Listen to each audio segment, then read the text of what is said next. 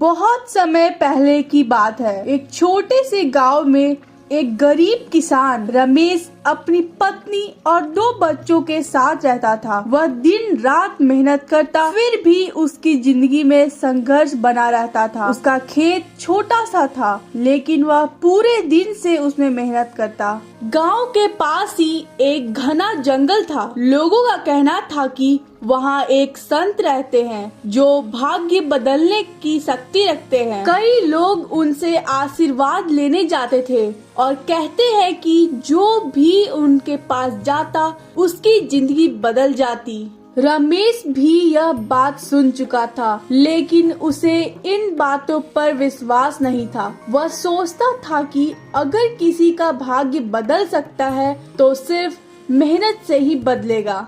एक दिन रमेश अपने खेत में काम कर रहा था कि एक बूढ़ा व्यक्ति वहां आया। उसके कपड़े साधारण थे, लेकिन चेहरे पर अजीब सी चमक थी।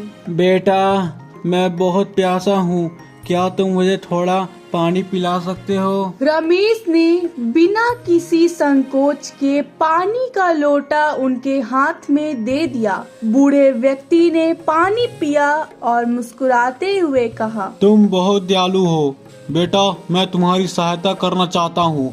बताओ तुम्हें क्या चाहिए? रमेश ने कहा, बाबा, मैं बहुत मेहनती हूँ, लेकिन फिर भी मेरी फसल अच्छी नहीं होती। क्या आप कोई उपाय बता सकते हैं? बूढ़े व्यक्ति ने एक छोटा सा बीज निकाला और रमेश को देते हुए कहा, यह एक जादुई बीज है, इसे अपने खेत में बो दो। यह तुम्हें बहुत लाभ देगा, लेकिन इसे बोने के बाद तुम्हें धैर्य रखना होगा। रमेश को थोड़ा आश्चर्य हुआ, लेकिन उसने बीज ले लिया और अपने खेत में बो दिया। दिन बीतते गए, लेकिन बीज से कोई पौधा नहीं निकला।